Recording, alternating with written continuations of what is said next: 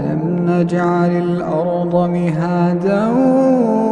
والجبال أوتادا وخلقناكم أزواجا وجعلنا نومكم سباتا وجعلنا الليل لباسا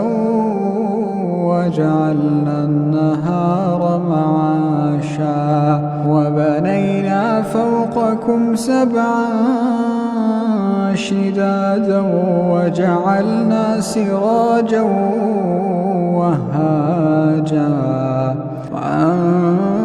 وأنزلنا من المعصرات ماء